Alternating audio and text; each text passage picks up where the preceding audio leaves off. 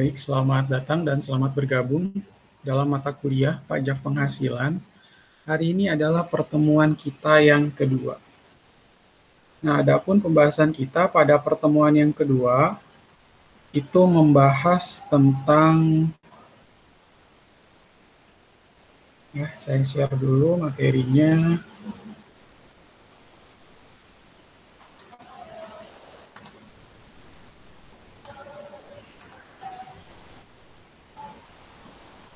Ya, berkaitan dengan ketentuan umum dan tata cara perpajakan. Ya, apa sih ketentuan umum dan tata cara perpajakan itu? Ya, bahwa KUP itu dijadikan sebagai dasar atau pedoman ketika kita ingin melakukan penghitungan, pembayaran maupun pelaporan pajak untuk berbagai jenis pajak ya.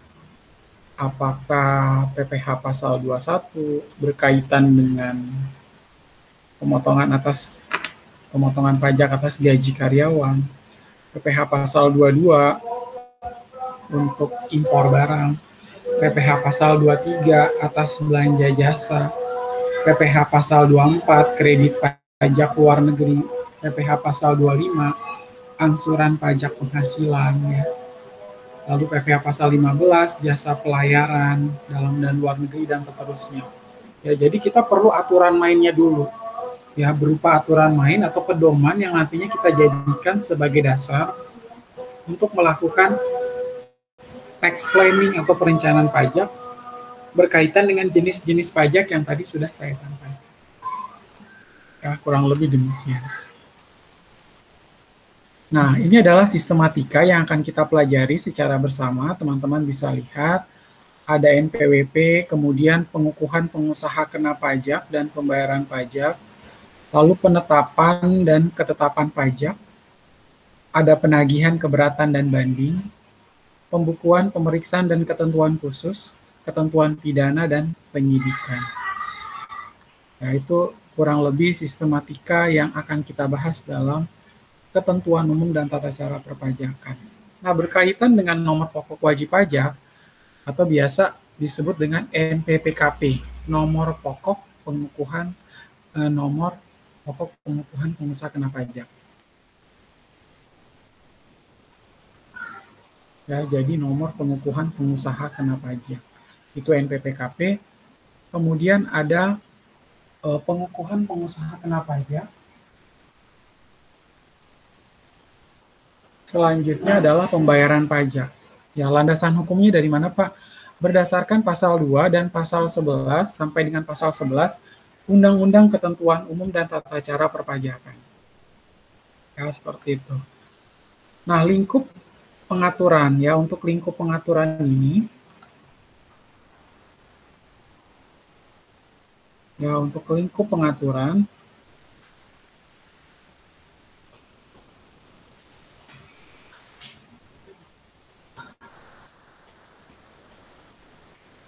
saya slideshow dulu. Undang-Undang Nomor 6 Tahun 83 ya, tentang KUP, lalu sebagaimana terakhir diubah dengan peraturan atau Perpu Nomor 5 Tahun 2008 mengatur ketentuan formal terkait dengan pajak penghasilan satu. Lalu ada pajak penjualan, pajak pertambahan nilai dan pajak penjualan atas barang mewah, pajak bumi dan bangunan, bea perolehan hak atas tanah dan bangunan, penagihan pajak dengan surat paksa atau PPSP, dan pajak lain. Ya, berlaku selama tidak diatur sendiri oleh undang-undang bersangkutan. Ya, seperti itu.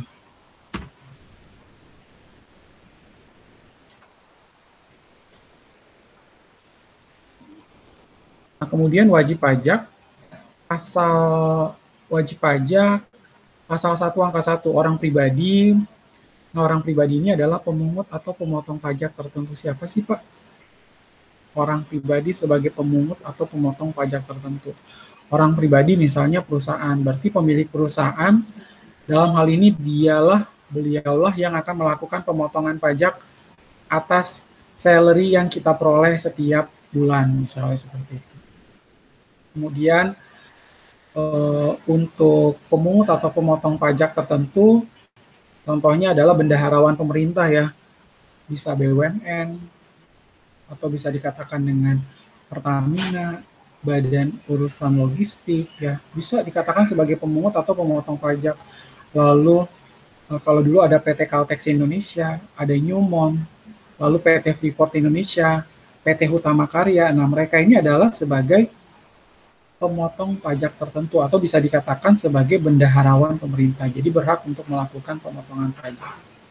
Lalu ada badan juga ya. Nantinya badan yang sebagaimana yang tadi saya sampaikan, kalau perusahaannya masih dimiliki oleh orang pribadi, dia belum dikukuhkan sebagai pengusaha kena pajak, dia tetap memotong pajak kita juga. Kalau misalnya pajak atas kalau misalnya gaji kita itu di atas PTKP, ya kalau gaji di atas PTKP tentu akan dikenakan pemotongan PPh pasal 21. Apalagi kalau perusahaan ini sudah dikukuhkan sebagai pengusaha kena pajak, ya dalam hal ini adalah badan.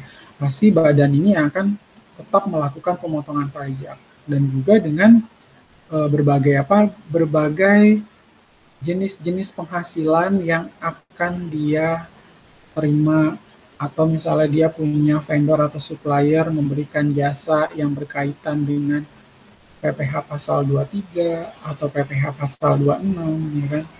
Belanja jasa, atau misalnya PPh pasal 26 berhubungan dengan warga negara asing atau dengan badan asing. Nah, tentu dia pun harus melakukan pemungutan atau pemotongan pajak. Kita lanjut.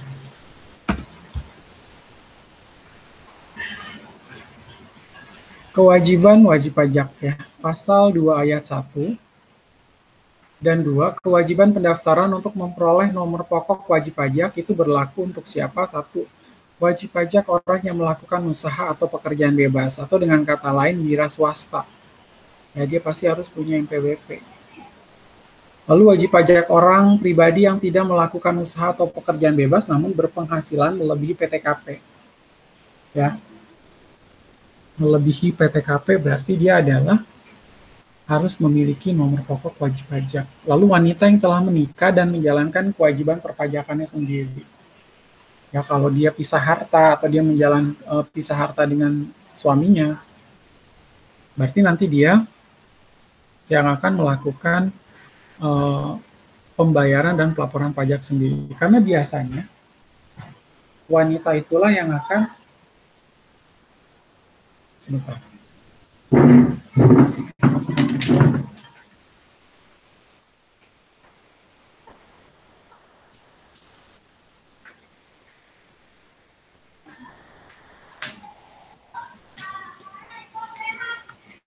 Ya, karena biasanya wanita yang sudah menikah, dia selalu statusnya adalah TK ya, tidak kawin. Dan suaminya yang harus menanggung setiap pembayaran pajaknya si wanita tersebut. Walaupun seorang wanita itu dia memiliki jabatan tinggi sekalipun sebagai direktur, atau dia nantinya memiliki usaha sendiri, sebenarnya wanita itu selalu posisi TK, tidak kawin. Jadi suami itulah yang harus melakukan pelaporan pajak atas wanita ini. Pak, tapi kondisinya Pak, kalau seandainya suaminya nggak bekerja gimana ya? Mau nggak mau yang bikin seperti ini ya. Dia menjalankan kewajiban perpajakannya sendiri. Tapi itu harus diajukan kemana? Ke kantor kecamatan bahwa suami saya tidak bekerja, berarti saya yang akan menanggung PTKP. Ya, jadi gitu. Kalau suami tidak bekerja. Tapi kalau wanita, pada umumnya dia setiap kali di-hire oleh perusahaan pasti statusnya selalu TK. Dia itu tidak menanggung siapa-siapa, yang menanggung adalah suami. Ya, jadi dia statusnya tidak kawin, garis miring 0. Ya, tapi beda lagi kalau ternyata dia waktu sebelum menikah juga udah menanggung orang tuanya atau menanggung adiknya. Boleh ya, itu masih diperkenankan selama masih memiliki hubungan sedara, atau juga bisa sedara dan semenda ya, biasanya ada aturan yang menyatakan demikian. Nah, itu harus dibuka lagi aturan lain. Lalu untuk kewajiban pendaftaran untuk memperoleh nomor pokok wajib pajak itu berlaku juga untuk setiap wajib pajak badan. Apalagi namanya orang pribadi aja harus punya NPWP, apalagi badan. Ya enggak? Yang mana omsetnya harus di atas 4,8 M per tahun. Itu pasti harus memiliki NPWP. Orang pribadi aja harus, apalagi badan. Nah, maka dari itu ya, teman-teman tentu bisa melihat ya, kalau kita juga, misalnya nih teman-teman mau beli rumah atau mau beli tanah atau beli kendaraan, kan biasanya suka ditanyain NPWP kan. NPWP-nya boleh minta. Ya, lalu begitu mau buka rekening lagi di bank, emang biasa kan diminta langsung. NPWP-nya boleh sekalian dikasih fotokopian NPWP. Ya, jadi seperti itu. Kita pada saat melakukan transaksi dimanapun biasanya langsung dimintakan NPWP.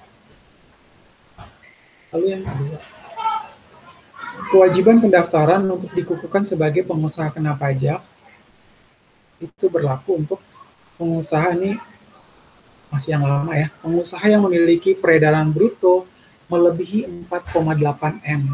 Itulah yang harus apa? Dia harus memiliki NPWP. Lalu pengusaha kecil yang memilih untuk dikukuhkan ya.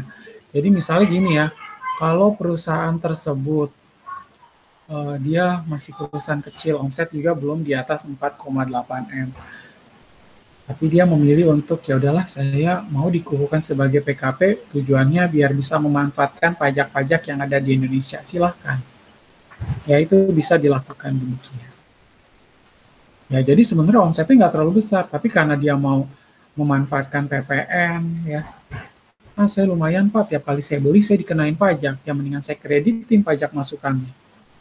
Daripada saya jualan polos, mendingan saya juga sekalian aja jualan ada PPN. Lalu saya beli barang, ada PPN masukan, dan saya tinggal melakukan apa? Tinggal cross-check atau menandingkan antara PK sama PM, pajak keluaran dan pajak masukan. Ya, kemudian kita lanjut. Fungsi dari NPWP itu apa sih?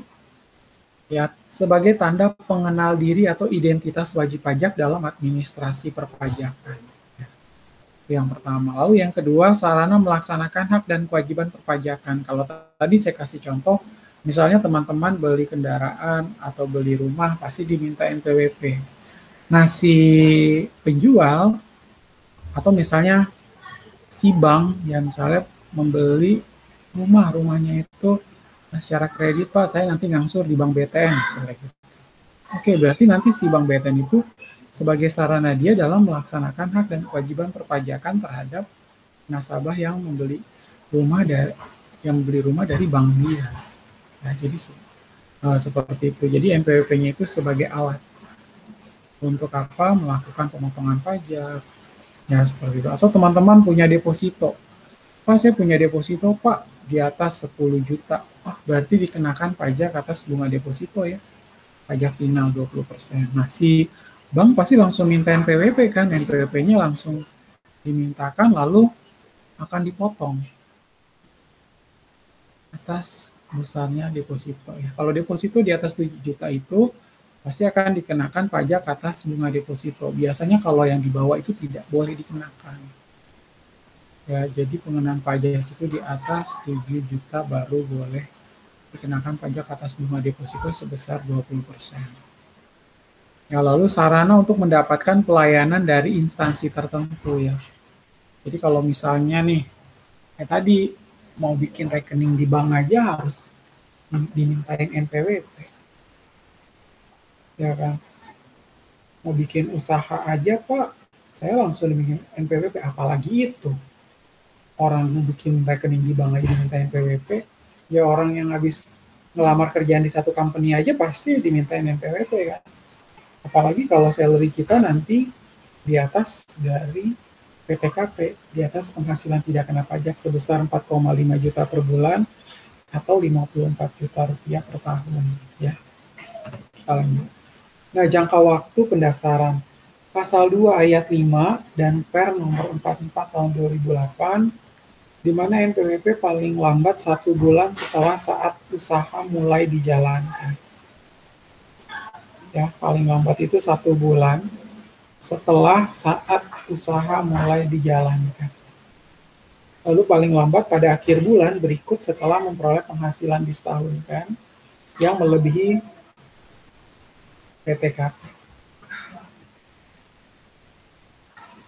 Ya, jadi teman-teman bisa lihat NPWP itu paling lambat tuh 1 bulan loh setelah saat usaha mulai dijalankan, atau paling lambat pada akhir bulan berikut setelah memperoleh penghasilan disetahunkan yang melebihi PTKP. Nah, untuk pengusaha kena pajak, ya sebelum menyerahkan BKP atau JKP paling lambat akhir bulan berikut setelah nilai peredaran usaha bruto melebihi batasan pengusaha kecil dalam kurun 1 tahun. Ya, di situ teman-teman bisa melihat ya untuk wajib pajak badan maupun wajib pajak orang pribadi serta wajib pajak non usahawan, ya seperti itu.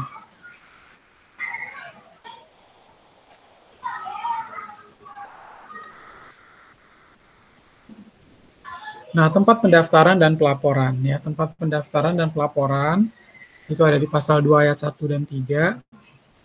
Nah, itu berlaku bagi wajib pajak badan atau wajib pajak orang pribadi yang tidak berkegiatan usaha di tempat tinggal. Ya, KPP tempat kedudukan usaha. Ya, di sini berlaku bagi wajib pajak badan atau wajib pajak orang pribadi yang tidak berkegiatan usaha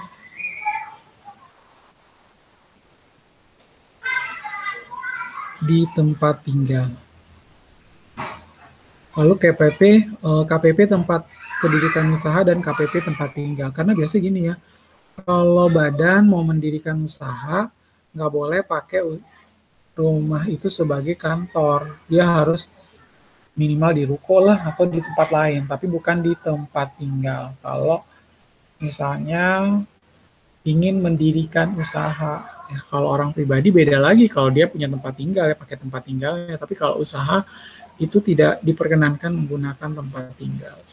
Lalu KPP tempat kedudukan usaha dan KPP tempat tinggal kemudian berlaku bagi wajib pajak orang pribadi yang berkegiatan usaha di tempat tinggal. Ya, seperti itu. Nah, ini tempat pendaftaran dan pelaporan. Teman-teman bisa lihat wajib pajak atau PKP tertentu. Ya, di sini WP BUMN berikut anak perusahaan yang dimiliki minimal 50%, yaitu KPP BUMN. Lalu WP penanaman modal asing yang tidak masuk bursa, kecuali telah terdaftar di KPP domisili. Ya, WP PMA yang tidak masuk bursa kecuali telah terdaftar di KPP domisili, yaitu di KPP PMA. Kemudian ada WP BUT dan WNA berkedudukan di DKI Jakarta dan di wilayah kerja Kanwil DJP Jawa bagian Barat 1 dan 3, kecuali Cirebon, Majalengka, Indramayu, dan Kuningan. Ya, ini di KPP Badan Orang Asing.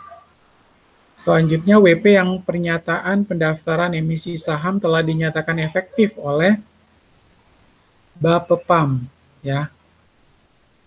Untuk LK perusahaan efek non-bank, reksadana, serta KIK, EBA, kecuali telah terdaftar di KPP setempat dan WP emiten BUMN. Ya, ini KPP perusahaan masuk bursa. Lalu ada wajib pajak perusahaan besar tertentu. Nah, ini ada di KPP wajib pajak besar. Ya, biasanya kalau KPP wajib pajak besar itu semua yang judulnya KPP Madya ya, itu pasti wajib pajaknya besar. Ada ketentuan omsetnya sekian ya. Kalau yang KPP Pratama itu masih perusahaan kecil. Perusahaan-perusahaan yang terdaftar di KPP Pratama itu masih terbilang kecil. Tapi kalau udah dibilang KPP wajib pajak besar itu dia pasti sudah masuk ke KPP Madya. Lalu ada WP BUT dan WNA berkedudukan di luar DKI Jakarta. Ya, ini KPP setempat. Lalu ada WP BUMN, PMA, BUT, WNA, perusahaan masuk bursa dan perusahaan besar tertentu. Terbatas dalam hal sebagai pemotong dan atau pemungut PPh. Lalu ada KPP, nah itu KPP-nya adalah KPP tempat pusat, cabang atau perwakilan atau kegiatan usaha, dan WP orang pribadi yang memiliki beberapa tempat usaha. Ya, KPP tempat tinggal atau tempat kegiatan usaha. Nah, ini sebenarnya udah kalau dibilang KPP tempat tinggal maksudnya apa sih, Pak? KPP sesuai dengan domisili di mana dia stay kan. Tapi yang akan dipakai adalah tempat di mana sih usahanya. Kalau dia tinggalnya ada di Cimone, Pak, tapi usahanya ada di Cengkareng, ya berarti harus sesuai KPP domisilinya, yaitu KPP domisili di Cengkareng, bukan di Cimone. Nah, jadi harus disesuaikan dengan tempat kegiatan usaha. Karena sekarang sudah tidak diperkenankan lagi membuat usaha di rumah tinggal seperti itu. Kita lanjut. Syarat pendaftaran dan jangka penerbitan bagi wajib pajak orang pribadi. Yaitu ada di Per nomor 44 PJ 2008. Ya, di sini syarat pendaftarannya menandatangani formulir pendaftaran sendiri atau melalui kuasa. Ya. Sekarang kita kalau mau daftarin PWP mah udah menggunakan secara online. Ya. Model-model yang lama udah nggak lagi ya, cuman Pak, saya mau pakai e-registration aja Pak kalau mau daftar. Oke, silakan buka Pak pajak.go.id, kita masukkan data kita, ya kan? Lalu nanti kita akan memperoleh nomor EVIN dan seterusnya kita akan bisa mendapatkan nomor pokok wajib pajak. Lalu untuk melakukan pembayaran pajaknya, kalau memang teman-teman setelah mendapatkan NPWP, lalu dipotong pajak atas gaji yang diterima setiap bulan, apabila penghasilan di atas PTKP, perusahaan yang meng-hire teman-teman lah yang akan memotong pajak. Lalu pajaknya itu nanti akan dituangkan ke dalam formulir 1721A1, itu namanya bukti potong yang harus dipegang oleh setiap orang pribadi. Nanti dari sana, si orang pribadi ini akan melakukan apa? Melakukan pelaporan SPT tahunan orang pribadi. Ya, nanti dia dilapor per 31 Maret tahun berikutnya. Jadi kalau misalnya untuk SPT tahunan orang pribadi tahun 2020, terakhir lapor adalah 31 Maret 2021. Ya, untuk SPT tahun 2021 berarti nanti terakhir lapor adalah 31 Maret 2022. Nah, itu untuk orang pribadi. Ya, jadi untuk pendaftaran NPWP sendiri sekarang sudah secara online. Kita udah nggak lagi masuk lagi ke kantor pajak ya, apalagi lagi COVID. Kalau kita datengin ke kantor pajak yang ada di Pratama Tangerang Barat ini aja nih, yang di dekat Budi, itu aja mereka nggak operasi, paling hanya karyawan tertentu saja yang datang. Jadi kalau teman-teman telepon, pasti mereka suruh kita, kalau nggak mention mereka di Twitter, atau enggak suruh hubungi nomor WhatsApp. Ya, ada WhatsApp-nya sendiri sekarang masing-masing KPP pada saat pandemi COVID-19. Jadi kalau ada kesulitan, saya udah daftar NPWP tapi saya masih kesulitan bla bla, tinggal disampaikan. Ya, saya pun demikian ya waktu menangani perusahaan di mana saya bekerja juga, itu kan minta sertifikat digital berkaitan dengan penerbitan faktur dalam e-faktur ya. E-faktur yang terbaru versi yang 3.0. Kebetulan saya baru update, lalu saya diminta untuk memasukkan sertifikat digital. Saya udah request, saya udah masukkan semuanya, tapi saya belum dapat. Akhirnya saya telepon langsung. Ternyata telepon disuruh menghubungi nomor WhatsApp. Setelah saya hubungi nomor WhatsApp, ternyata ditanggapi oleh salah satu petugas, dan akhirnya apa? Saya akhirnya melakukan disuruh download lagi, saya masuk ke dalam Innova dan di sana pun sudah tersedia sertifikat digital saya dan saya tinggal download, saya masukkan dan melakukan aktivasi terhadap e-faktur yang ada. Ya, kurang lebih seperti itu.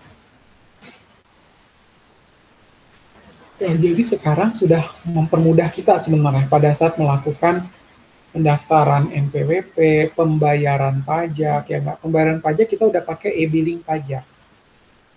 Ya kan? Lalu untuk melakukan pelaporan kita sudah pakai e-filing pajak. Teman-teman mau lapor SPT PPN, kita pakai masukkan untuk generate ya, generate faktur pajaknya, generate e-fakturnya juga di e-faktur terbaru, versi terbaru 3.0. Setelah itu teman-teman juga mau lapor sudah bisa, mudah ya.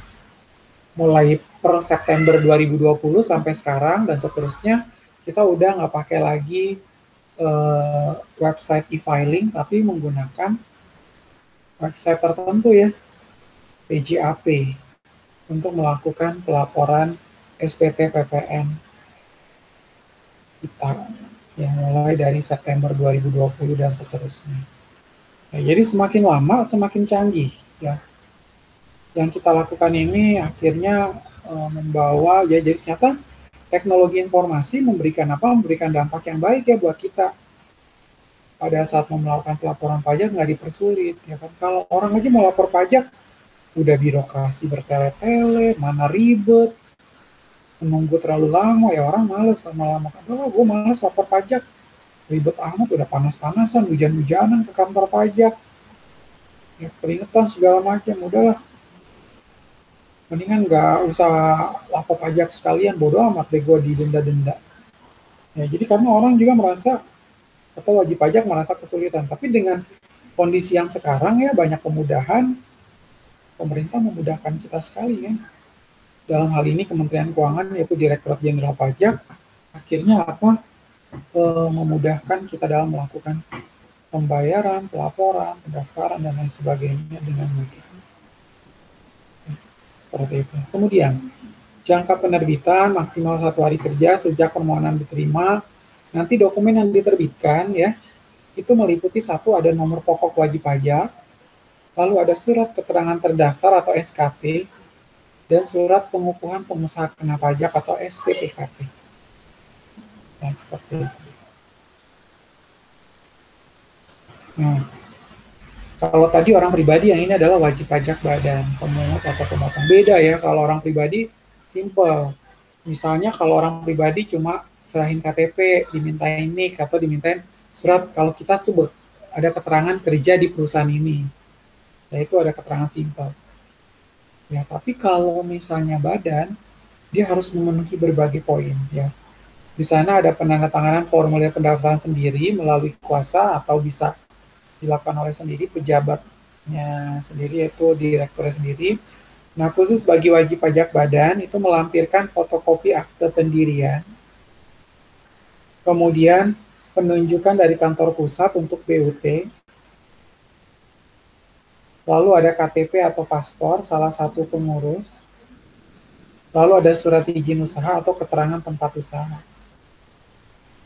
Ya, di sini khusus bagi wajib pajak badan melampirkan fotokopi akte pendirian, kemudian penunjukan dari kantor pusat untuk BUT ya, kalau bentuk usaha tetap, lalu KTP atau paspor salah satu pengurus dan surat izin usaha atau tempat atau keterangan tempat usaha. Lalu khusus bagi pemungut atau pemotong akan melampirkan fotokopi surat penunjukan sebagai bendaharawan dan tanda bukti diri bendaharawan.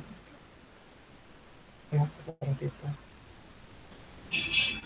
Nah, selanjutnya jangka waktu penerbitan maksimal 1 hari kerja sejak permohonan diterima. Nah, dokumen diterbitkan meliputi kartu NPWP, surat keterangan terdaftar, dan SPPKP, surat pengukuhan pengusaha kena pajak. Ya, jadi ada sama juga ya, ada NPWP, SKT, SPPKP, tapi kita sekarang lebih simpel semua e-registration aja. Yang penting kita siapkan dokumen-dokumen yang tadi tuh yang diminta untuk badan. Ya. Karena badan sedikit lebih banyak ya, lebih ribet. Lalu ada lagi nih, yang namanya NPWP atau pengukuhan secara jabatan. Ya sebenarnya si wajib pajak ini sudah punya kewajiban untuk memiliki NPWP. Omsetnya dia juga di atas 4,8 M. Tapi dia nakalan, udahlah gue pura-pura nggak tahu aja, nggak ada yang merhatiin ini.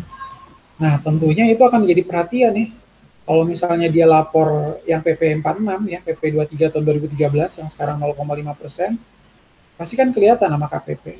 Pasti dia bisa dikasih tahu nih, kamu harus PKP sekarang.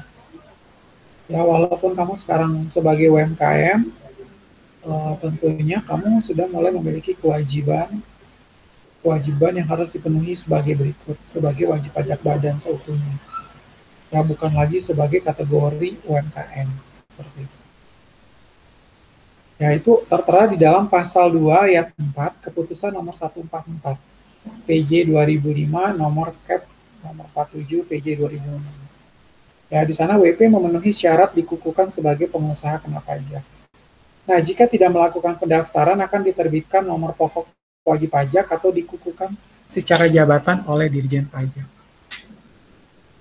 Ya, jika tidak melakukan pendaftaran akan diterbitkan nomor pokok wajib pajak atau dikukuhkan secara jabatan oleh Dirjen Pajak.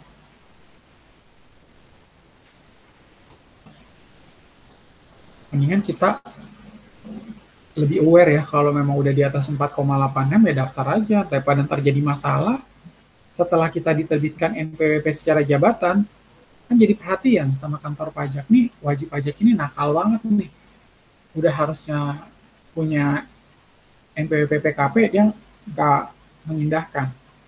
Akhirnya setelah itu dia jadi perhatian. Ya.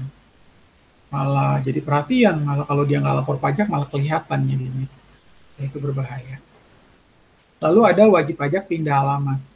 Ya di sini teman-teman bisa lihat peran daripada wajib pajak mengajukan permohonan dengan surat pernyataan pindah kepada KPP lama bagi wajib pajak badan atau KPP baru bagi wajib pajak orang pribadi.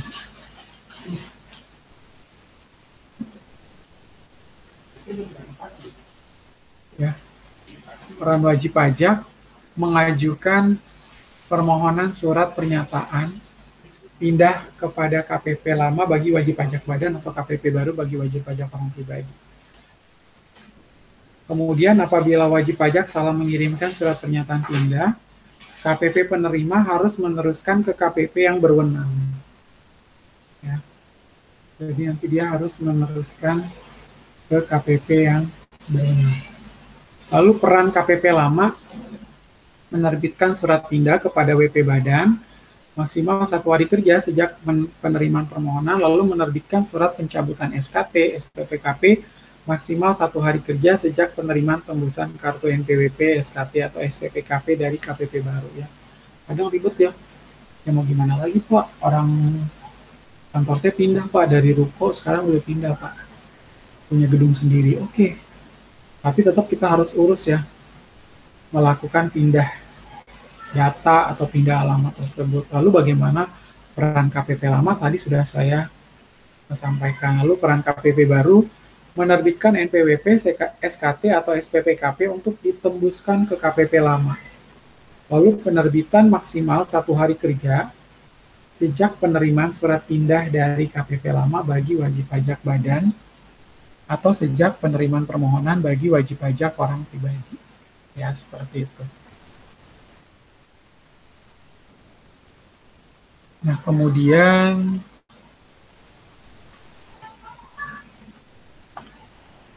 untuk slide berikutnya, ya di sini teman-teman bisa lihat menerbitkan NPWP, SPPKP untuk ditembuskan sudah ya KPP lama, lalu nanti akan ada surat pindah juga dan penerimaan permohonan bagi wajib pajak orang pribadi. Ya, seperti itu.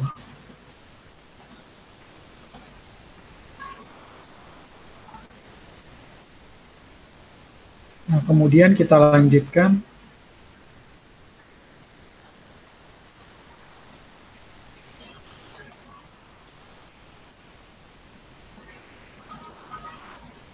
Nah, penyebab penghapusan NPWP, ya di sana teman-teman bisa lihat wajib pajak orang pribadi berikut ahli waris tidak lagi memenuhi syarat subjektif maupun objektif. Ya, kalau memang udah nggak memenuhi syarat lagi ya nggak perlu lagi, jadi dihapuskan NPWP-nya. Soalnya Bapak, misalnya dia keluar dari Indonesia atau si ahli warisnya masih kecil banget. Ya, jadi sebenarnya tidak mau memenuhi secara subjektif. Kebetulan ada Pak penerima warisannya itu anak masih kecil, dia masih 4 bulan, masih 5 bulan, ada ahli waris. Tapi ternyata karena belum memenuhi syarat subjektif maupun objektif, ya emang nggak mau harus dihapuskan. Ya, misalnya seperti itu. Atau ketika si wajib pajaknya itu, katakanlah dia pergi ke luar negeri karena menikah dengan pria bule, misalnya seperti itu. Jadi kan dia meninggalkan Indonesia untuk selama-lamanya, sehingga tidak memenuhi syarat subjektif maupun objektif. Lalu wajib pajak badan berada dalam proses likuidasi dan atau pembubaran. Ya, lalu ada wajib pajak orang pribadi, wanita menikah dan tidak melaksanakan kewajiban pajak sendiri.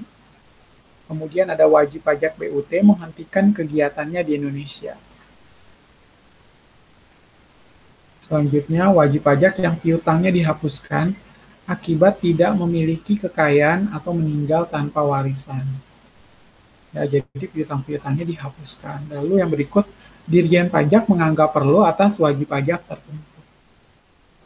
Nah, berkaitan dengan penghapusan NPWP harus diselesaikan dalam jangka waktu 6 bulan untuk wajib pajak orang pribadi dan 12 bulan untuk wajib pajak badan sejak penerimaan permohonan. Nah, ini penyebab pencabutan pengukuhan PKP. 1, PKP pindah alamat ke naungan KPP lain. Lalu yang kedua, PKP menyalahgunakan pengukuhannya, ya kan? Dia udah tahu kewajibannya tapi dia menyalahgunakan. Lalu peredaran bruto PKP tidak melebihi batasan pengusaha kecil. Ya, peredaran bruto PKP ini tidak melebihi batasan pengusaha kecil. Lalu kewajiban PPN PKP dipusatkan di tempat lain. Ya, kewajiban pajak pertambahan nilai PKP ini dipusatkan di tempat lain. Kemudian pencabutan pengukuhan PKP harus diselesaikan dalam jangka waktu 6 bulan sejak tanggal diterimanya permohonan secara lengkap. Ya, pencabutan pengukuhan PKP ini harus diselesaikan dalam jangka waktu 6 bulan sejak tanggal diterimanya permohonan secara lengkap. Lalu lanjut kita masuk ke SPT ya. SPT ini merupakan surat yang digunakan wajib pajak untuk melaporkan perhitungan dan pembayaran pajak orang pribadi dan atau bukan objek pajak dan atau harta dan kewajiban.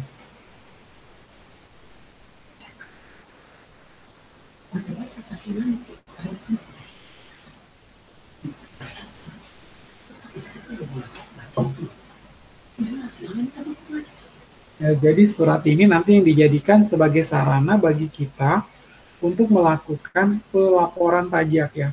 SPT ya semua surat pemberitahuan ya, ada surat pemberitahuan PPh 21, surat pemberitahuan PPh 23 garing 26 ya. Kalau tadi SPT PPh 21 garing 26, SPT PPh 23 garing 26, SPT PPN, ya, SPT PPh 15, SPT PPh pasal 4 ayat 2, SPT PPh Badan, SPT PPh orang pribadi, ada yang 1770 untuk wira swasta, 1770 SS untuk penghasilan di bawah 60 juta rupiah per tahun, ada 1770 S di atas 60 juta rupiah per tahun.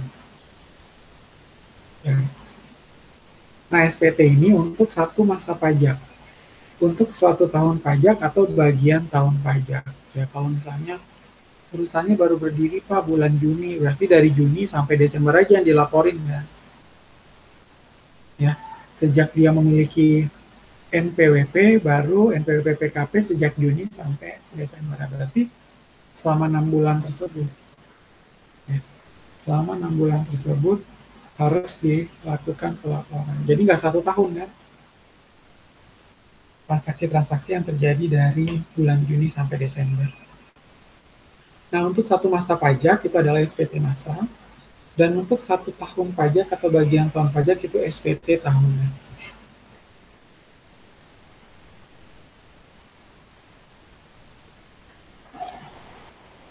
Ya, lalu fungsi daripada SPT PPH, penjelasan pasal 3 ayat 1,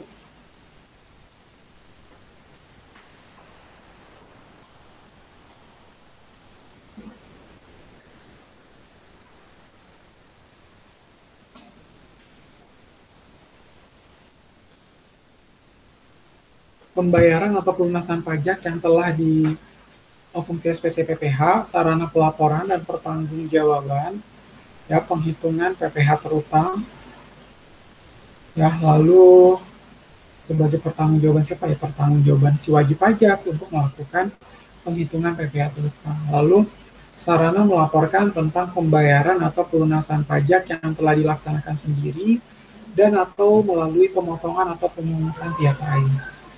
Penghasilan yang merupakan objek dan bukan objek pajak, harta dan kewajiban, pembayaran dari pemotong atau pemungut. Nah, pembayaran dari pemotong atau pemungut. Nah, untuk fungsi SPT PPN itu sarana pelaporan dan pertanggungjawaban penghitungan PPN atau PPNBM terutang. Ya, sarana melaporkan tentang pengkreditan PPN masukan pada PPN keluaran, lalu pembayaran atau pelunasan pajak yang telah dilaksanakan sendiri atau melalui pihak lain, dan pajak yang dipotong atau dipungut dan disetorkan pemungut PPN. Nah, itu adalah fungsi SPT PPN. Sekarang kita yang tadi saya sampaikan, mau generate faktur pajak, faktur masukan, faktur keluaran itu sudah mudah menggunakan aplikasi faktur, melakukan pembayaran kurang bayar PPN-nya juga bisa langsung menggunakan e-billing pajak, mau lapor pajaknya juga menggunakan e-filing pajak, semua sudah tersedia ya. Jadi kita tinggal untuk SPT PPN bisa menggunakan juga website PJAP ya, yang per September 2020 sampai sekarang itu kita menggunakan website yang berbeda dari filing ya. Jadi teman-teman kita akhirnya bisa melihat bahwa gebrakan-gebrakan baru yang dilakukan oleh pemerintah supaya masyarakatnya khususnya wajib pajaknya itu taat pajak ya. Udah mudah loh, administrasi dipermudah, kita senang seperti ini ya. Ya bagaimana kalau mau lapor pajak atau bayar pajak, kok repot amat ya Pak. Mana gue mesti antri lagi ke bank ya kan. Bayar pajak tapi cuma dibuka sampai jam 11 siang. Aduh, gua cuma dibuka sampai jam 2 siang, lewat dari itu udah nggak bisa. Agak repot. Maka dari itu sekarang melakukan pembayaran pelaporan pakai e-billing aja lah. Nggak perlu ribet-ribet. Nggak lagi pakai surat setoran pajak itu ya, SSP yang ada 5 lembar itu loh. Yang model lama punya kan. Kita masih ketik lagi, tulis tangan, kalau nggak ketik wah ribet. Sekarang sudah dipermudah. Ya secara online. Jadi teknologi informasi kurang lebih memberikan dampak yang sangat signifikan ya. Kepada apa? Kepada dunia perpajakan khususnya.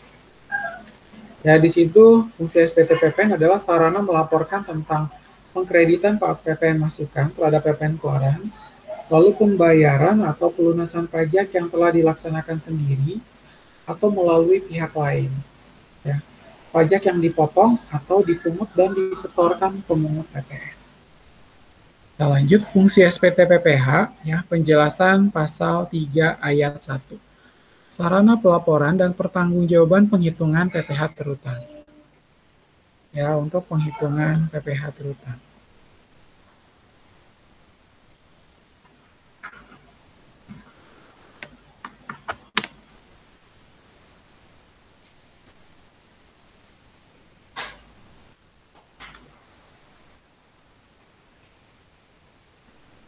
Ya, sarana melaporkan tentang pembayaran atau pelunasan pajak yang telah dilaksanakan sendiri dan atau melalui pemotongan atau pemungutan pihak lain. Lalu penghasilan yang merupakan objek dan bukan objek pajak, harta dan kewajiban, pembayaran dari pemotong atau pemungut. Nah, seperti itu. Lalu yang 19, ini bukannya tadi sudah ya, fungsi SPT PPN kan sudah ini. Kewajiban pemenuhan SPT ya, di sini WP mengambil sendiri mengisi dan menandatangani formulir SPT. Nah, ini lagi, nggak perlu lagi ya. Datang lagi ke kantor pajak, habis itu minta ke Satpam Security-nya, saya minta formulir SPT, nggak perlu lagi. Teman-teman cukup melakukan apa? Langsung generate langsung dari aplikasi e-faktur dan langsung melakukan pelaporan. Ya, kita simpan CSV beserta dengan SPT PPN Induk 1111 Induk sudah di print, tanda tangan, stempel perusahaan, foto atau di scan, tinggal kita kasih nama file tersebut, nama filenya sama dengan CSV kita, CSV PPN. Tinggal kita upload. Ya, sesimpel itu sekarang. Kemudian, batas waktu penyampaian untuk SPT masa adalah 20 hari setelah akhir masa pajak. SPT tahunan PPh wajib pajak orang pribadi adalah 3 bulan pasca akhir tahun pajak. Ya, kalau SPT tahunan tahun 2020 berarti 31 Maret 2021 ya, jatuh temponya. Kalau tadi SPT masa, misalnya SPT masa bulan Februari, berarti terakhirnya adalah terakhir lapornya tanggal 20 Maret. Untuk SPT tahunan PPh wajib pajak badan. Ya, untuk tahun 2020 berarti maksimal 4 bulannya adalah 30 April 2021. Nah, batas waktu dapat diperpanjang maksimal 2 bulan apabila WP mengajukan pemberitahuan yang disertai penghitungan sementara. Jadi misalnya nih, karena kondisi perusahaan yang belum ready untuk melakukan pelaporan SPT, dia boleh minta perpanjangan waktu. Ya, maksimal 2 bulan. Saya masih belum ready nih buat bikin laporan SPT badan misalnya. Harusnya saya lapor April, sekarang saya lapornya Juni ya, oke. Selama kita minta dikasih perpanjangan maksimal 2 bulan. Tapi dengan catatan sudah disertai penghitungan sementara. Kemudian wajib pajak kriteria tertentu dapat melaporkan beberapa masa di satu SPT masa. Ya, seperti itu. Jadi ini ada kayak hak istimewa. Seperti itu. Nah, ini adalah syarat-syarat permohonan perpanjangan waktu untuk penyampaian SPT tahunan. Ya, diajukan secara tertulis kepada Kepala KPP, kemudian diajukan sebelum batas waktu penyampaian SPT berakhir, lalu menyampaikan perhitungan sementara pajak terutang dan laporan keuangan sementara, yang melampirkan bukti pelunasan kekurangan penyetoran. Ya, itu harus disampaikan dulu. Nah, perpanjangan diberikan paling lama 2 bulan dan jika gagal menyampaikan tepat waktu, akan diterbitkan surat teguran. Ya, jadi dia ada batasan waktunya ya, selama 2 bulan. Nah, berikut ini adalah penyebab SPT dianggap tidak disampaikan. Ya, itu dasar hukumnya ada di KMK nomor 82 KMK 04 2003.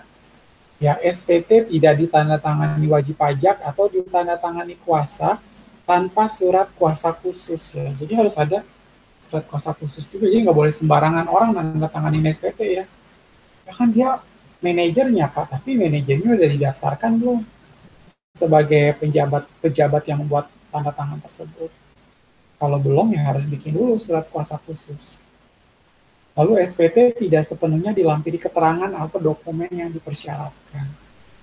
Ya, kalau kita lapor SPT tahunan badan, harus lengkap ya, ada laporan keuangan, ada peredaran bruto, ada bukti potong PPh, ada dokumen lainnya, itu semua dikasih nama, CSV, dan di belakangnya ada BP, DL, dan seterusnya. Ya kan?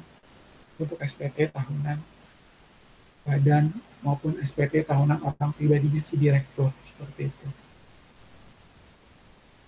Lalu SPT yang menyatakan lebih bayar disampaikan setelah 3 tahun berikutnya masa atau tahun dan wajib pajak telah ditegur secara tertulis. Ya, jadi gini ya, SPT badan yang mana bila menyatakan lebih bayar itu harus hati-hati, tentu pasti bisa diperiksa. Ya. Memicu pemeriksaan pajak.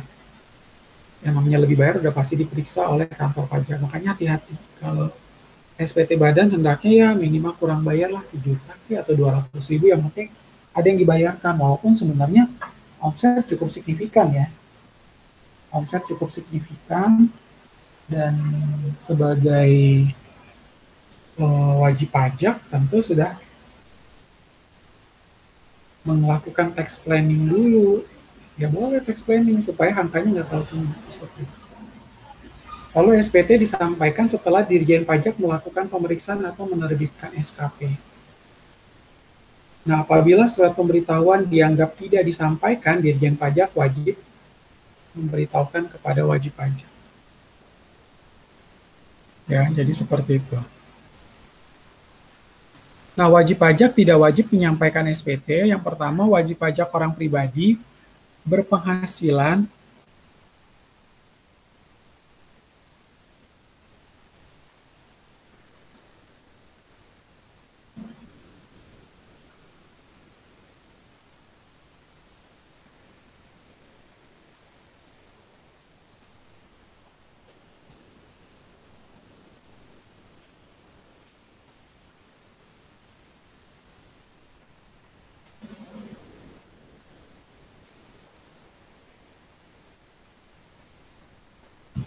Nah, WP tidak wajib menyampaikan SPT.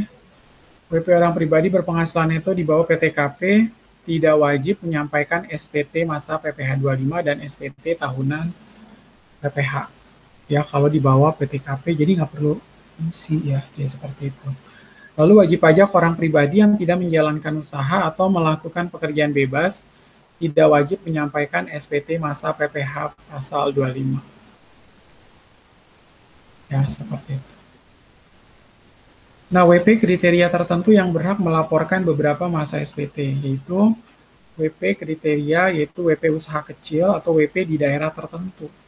Nah, WP usaha kecil, apakah itu WP orang pribadi dan WP badan. Di mana untuk WP orang pribadi yang merupakan WP orang pribadi dalam negeri dan memiliki peredaran bruto di bawah 4,8 M maksudnya ya.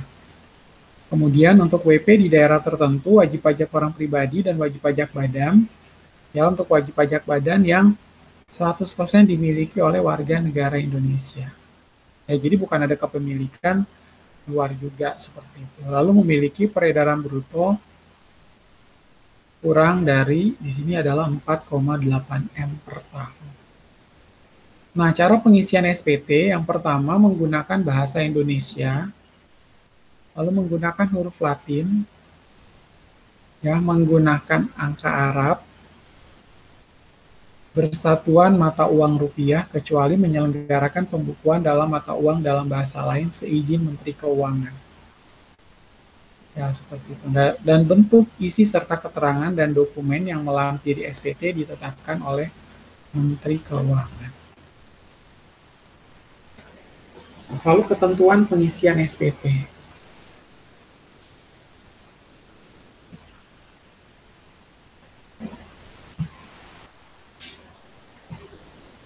Ya, ketentuan dalam rangka pengisian SPT, SPT bersifat benar, yaitu benar dalam perhitungan, penerapan, ya penerapan ketentuan peraturan perundangan, penulisan dan sesuai dengan keadaan sebenarnya.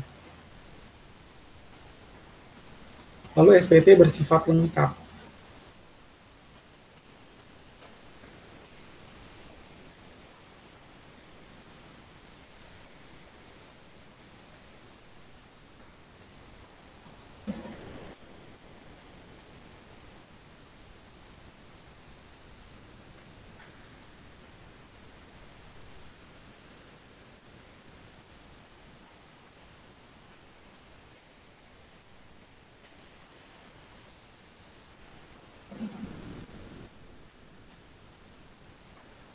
Ya, jadi itu benar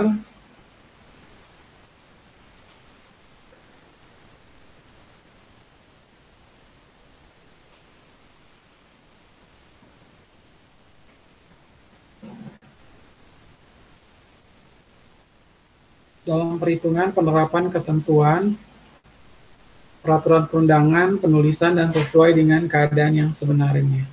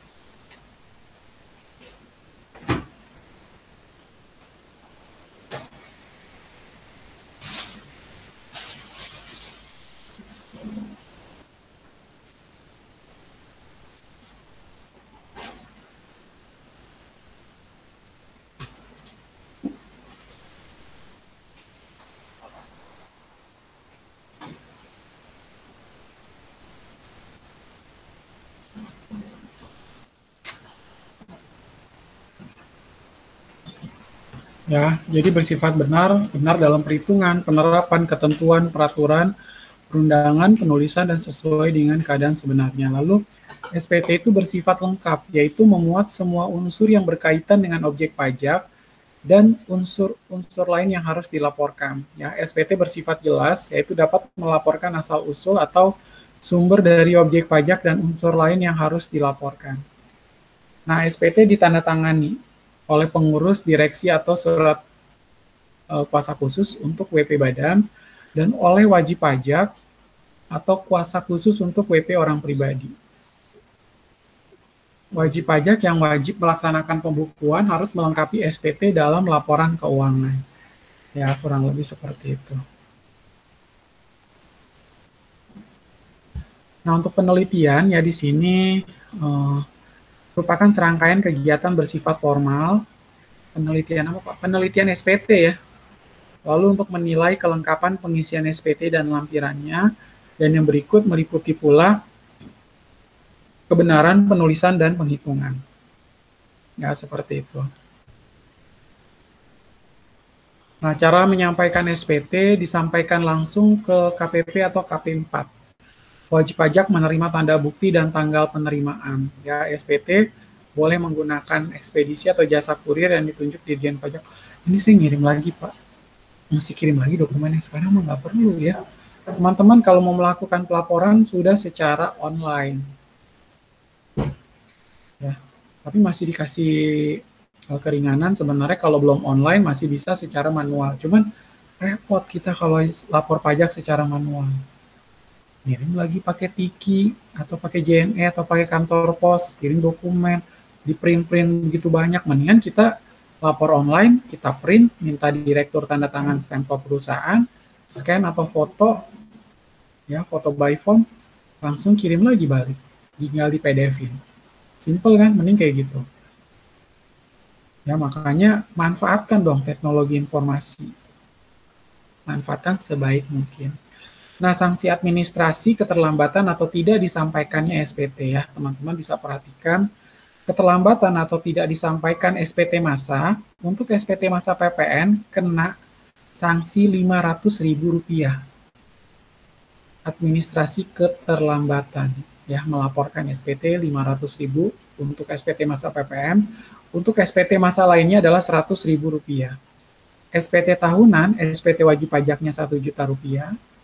Lalu untuk SPT wajib pajak orang pribadinya adalah Rp100.000.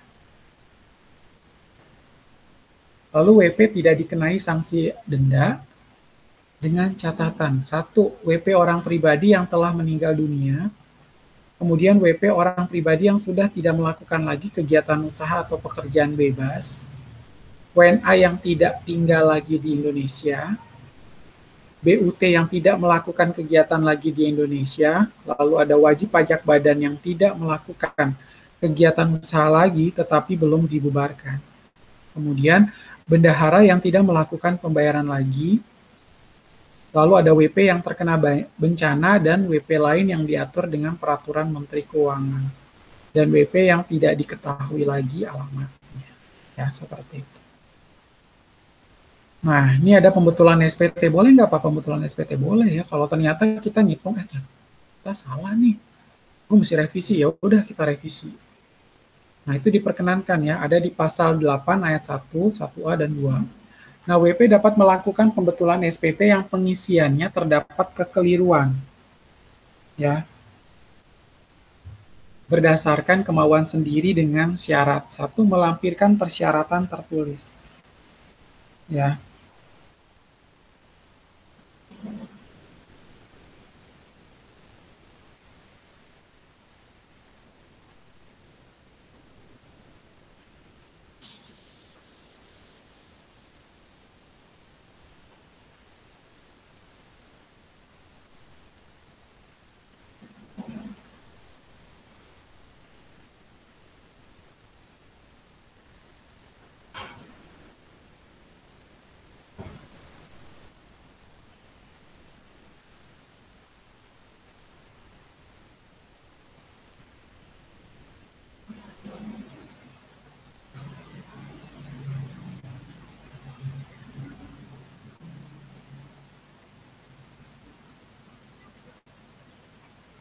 Ya, disampaikan paling lama 2 tahun sebelum kadaluarsa penetapan untuk SPT yang menyatakan rugi atau lebih bayar, lalu belum dilakukannya pemeriksaan. Selanjutnya dikenakan sanksi bunga 2% per bulan apabila pembetulan menyebabkan pajak kurang bayar. Ya, jadi kalau tampak kurang bayar lagi pasti ada dendanya ya. Nah, pasti ada denda. Nah, kalau misalnya salah ngitungnya berarti kalau nggak lebih ya kalau nggak kurang. Ya kalau kurang mau nggak mau kita kena denda nanti. Dikenakan sanksi bunga 2% per bulan apabila pembetulan menyebabkan pajak kurang bayar. Kemudian, pengungkapan ketidakbenaran SPT. Di sini wajib pajak telah menyampaikan SPT. Lalu petugas telah melakukan pemeriksaan tetapi belum melakukan penyidikan tindak pidana. Ya, penyidikan tidak dilakukan apabila WP mengungkapkan ketidakbenaran atas kemauan sendiri. Lalu wajib pajak melunasi pajak kurang bayar ditambah dengan denda 150%. Nah, untuk pengungkapan ketidakbenaran SPT dengan laporan tersendiri ya. Jadi kita kalau udah ngerasa nggak benar SPT kita, lebih baik kita laporin yang benar, bikin pembetulan. Daripada nanti ketahuan nama orang KPP, malah kita pasti kena sanksi. Lebih baik kita yang triggernya itu dari kita. Ya, jadi pengungkapan ketidakbenaran SPT dengan laporan tersendiri, pemeriksaan telah dilakukan namun belum diterbitkan surat ketetapan pajak. Lalu wajib pajak dapat mengungkap ketidakbenaran dalam laporan tersendiri. Dan wajib pajak wajib melunasi pajak kurang bayar ditambah sanksi kenaikan 50%. Lalu pemeriksaan tetap dilanjutkan ya. Pajak yang harus dibayar menjadi lebih besar atau lebih kecil ya di sini. Kemudian rugi fiskal menjadi lebih kecil atau lebih besar.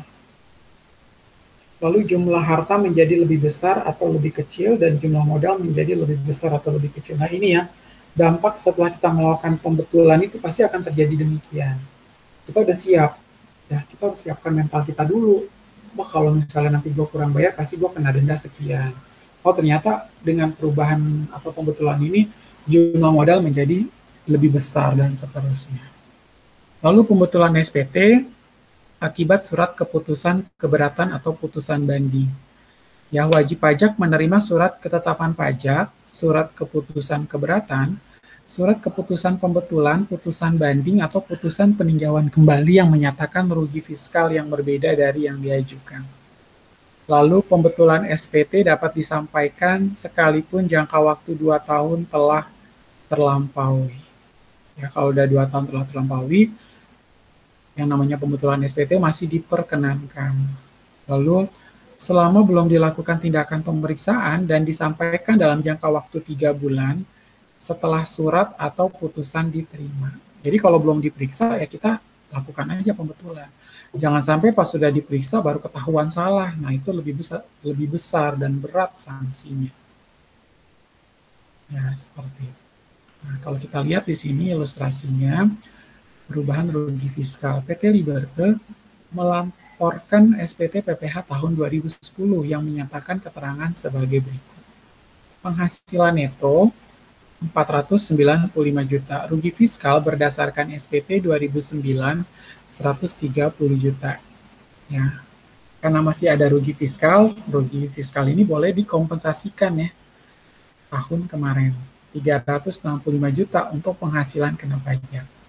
Pemeriksaan dilaksanakan atas SPT 2009 dan diterbitkan surat ketetapan di tanggal 5 Mei 2012 yang menyatakan rugi fiskal sebesar 145 juta rupiah. Maka penghitungan penghasilan kena pajak adalah sebagai berikut.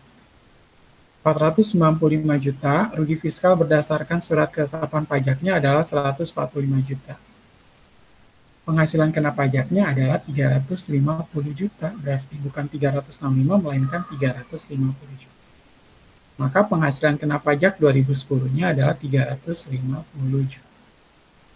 Ya, kurang lebih seperti itu. Oke, baik. Untuk mata kuliah kita hari ini, pertemuan kedua, itu saya cukupkan sampai di sini dulu ya. Silakan untuk teman-teman pelajari lagi PPT yang sudah saya share. Kemudian Saksikan kembali video pembelajaran ini supaya menambah kembali wawasan, semoga memberikan pencerahan bagi teman-teman sekalian. Akhir kata dari saya, teman-teman tetap perhatikan protokol kesehatan, jaga kesehatan, gunakan masker, gunakan hand sanitizer. Terima kasih, sampai ketemu minggu depan. God bless you and Buddha bless you.